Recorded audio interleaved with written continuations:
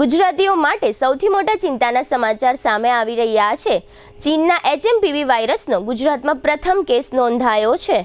અમદાવાદના ચાંદખેડાની ખાનગી હોસ્પિટલમાં બાળકને હાલ સારવાર અર્થે દાખલ કરવામાં આવ્યું છે। જો કે તેની તબિયત સ્થિર છે, કોઈ ગભરાવા જેવું નથી। હોસ્પિટલમાં દાખલ 2 મહિનાના બાળકને છેલ્લા 15 દિવસથી શરદી, તાવ હોવાના કારણે તેની તબિયત વધારે જ ખરાબ થતા સારવાર અર્થે અહીં દાખલ કરવામાં આવ્યું હતું।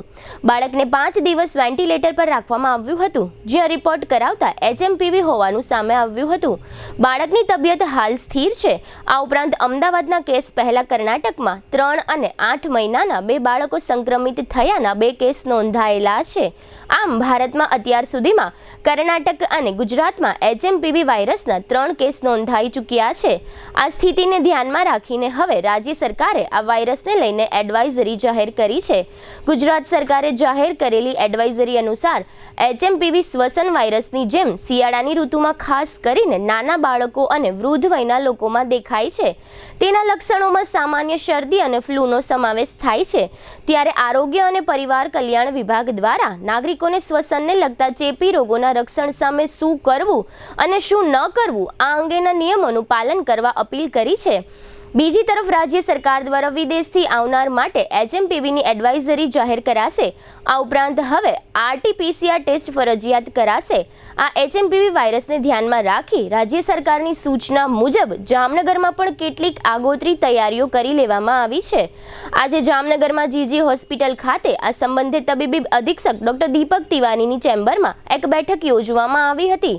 આ બેઠકમાં કોરોના સમયે નોડલ અધિકારી તરીકેની ફરજ બજાવનાર ડોક્ટર SS ચેટર્જી સહિત અન્ય તબીબો હાજર રહ્યા હતા। જો કે તબીબોના જણાવ્યા પ્રમાણે આ વાયરસથી ગભરાવાની જરૂર નથી। સામાન્ય શરદી, ઉધરસ જેવા લક્ષણો 5 વર્ષથી નાના બાળકો અને 70 વર્ષથી મોટી વયના લોકોમાં જોવા મળતા હોય છે। આ અંગે ડોક્ટર ચેટર્જીએ આપેલી વિગતો પ્રસ્તુત છે। અત્યારે હાલમાં જે ભારતમાં, ચીનમાં અને ગુજરાતમાં પણ HMPV એટલે હ્યુમન મેટાનિમસ વાયરસના જે કેસ જે આવ્યા છે એના માટે GG હોસ્પિટલમાં 30 બેડનો અલગ આઇસોલેશન વોર્ડ જે છે શરૂ કરવામાં આવી છે। એમાં ઓક્સિજન, વેન્ટિલેટર અને તમામ જાતની ફેસિલિટી જે છે ઉપલબ્ધ છે। પણ આ વાયરસથી લોકોએ ગભરાવાની જરૂર નથી। મોટાભાગના કિસ્સાઓમાં આમાં એકદમ માઇલ્ડ સાધારણ શરદી ઉધરસ જેવી ઇન્ફેક્શન થાય છે। ખૂબ જ નાની ઉંમર એટલે 5 વર્ષથી નીચેના અને 70 વર્ષથી ઉપરના જે લોકો છે એ લોકોમાં રેર કેસમાં આમાં કોમ્પ્લિકેશન વધારે થઈ શકે, જેના માટે પૂરતી સારવાર જે છે ઉપલબ્ધ છે। આજે એના માટે આપણે સરકારશ્રીના સૂચના પ્રમાણે મિટિંગ પણ રાખેલી અને હોસ્પિટલમાં શું તૈયારી રાખવાની એ બધું નક્કી થઈ ગયેલ છે। હાલ કીધા પ્રમાણે 30 બેડનો વોર્ડ તમામ સગવડ સાથે જે છે ચાલુ કરવામાં આવે છે।